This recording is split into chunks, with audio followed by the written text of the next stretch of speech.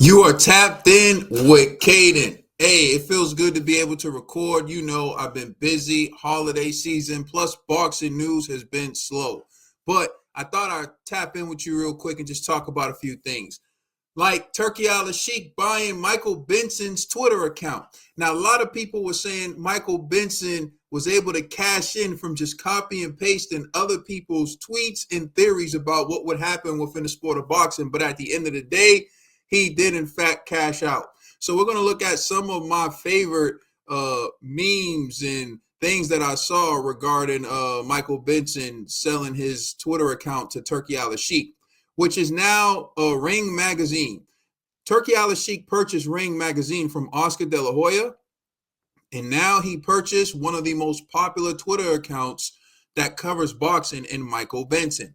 So it is now under the control of Ring magazine, which is under the control of Turki Alalshikh. Do you think that's a good thing? We'll discuss that in the next video that I'm going to record, where I talk about Turki Alalshikh's influence on the sport of boxing. But as it pertains to Michael Benson's Twitter account, we're just going to look at some of these. Now, here's a funny meme that I saw. It's Michael Benson right now. Michael Benson got the bag selling his Twitter account, which makes me think, right? Because a lot of work goes into building a following. Like, for example, if you look at the Boxing Bros page, we have close to 16,000 subs, and basically it takes a lot to build that. And you do have influence. So you compare the Boxing Bros page to this page, the views I get on this page and on the Boxing Bros page, when you put out a video, you get that views in like an hour, 2 hours. And in my total amount of views that I get here, you know, would be superseded, doubled, tripled. Plus, we have the podcast, which still gets downloads, although we haven't been recording. So, again, you have to think about what it takes to build that type of platform. So he's definitely cashing out. And the value to Turki Alalshikh is that most people go to Michael Benson to get the latest in news because, of course, like everyone says, Michael Benson stayed up all night looking for these tweets, and then he copied and pasted whatever. He wanted to be the first to break news all the time. Or if he wasn't the first, he wanted to be the second or at least the third, right? So he made sure he stayed in the loop. And what happens now by buying his account is they inherit all the followers that he already has. So their reach is already there. So when they tweet something, it already goes to the followers that Michael Benson had built. So now the only thing they have to do is either maintain those followers or, you know, and then gain some more. So the last thing I'm going to show you, which I thought was hilarious, was this right here. It said Turkey when Michael Benson said he wants to keep his account. And you remember this was Joshua fight. Turkey, come up off that account. My thoughts on it: anytime someone can cash out on a platform that they built or your hard work, I don't see anything wrong with it. I see it as like a stock almost, right?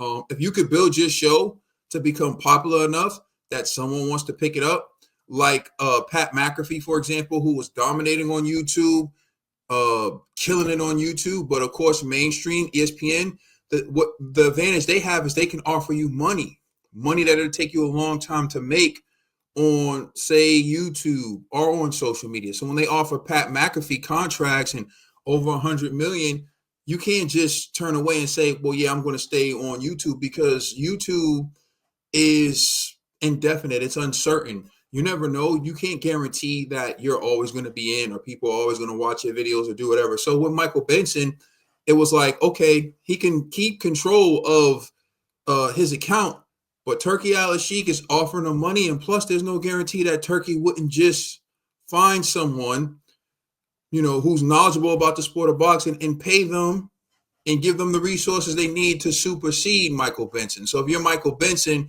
it's like, okay, I might as well take this offer, cash out, and move on.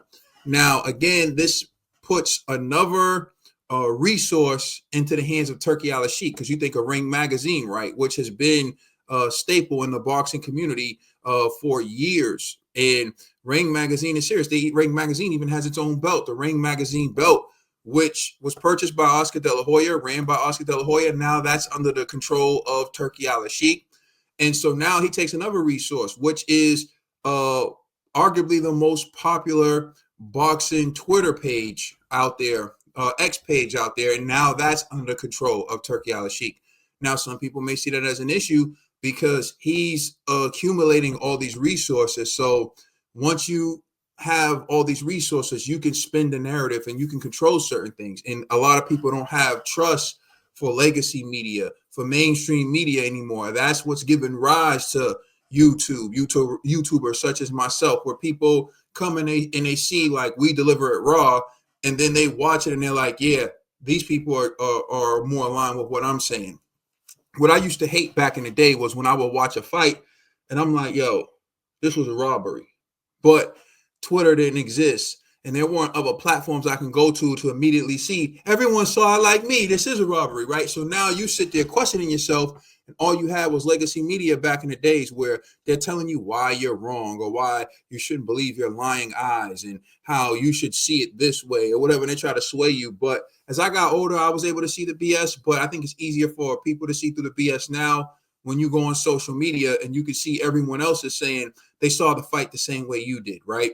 Well, what happens when you let one entity accumulate all the resources is it becomes easier to spin the narrative, and it becomes easier to persuade those who may not be as knowledgeable as others. But with all that being said, man, I'm not mad at Michael Benson for cashing out and taking a bag, but it is another resource in the hands of Turki Alalshikh, which I'm going to discuss in the next video. Is there actual evidence to support the assertion that Turki Alalshikh is good for boxing?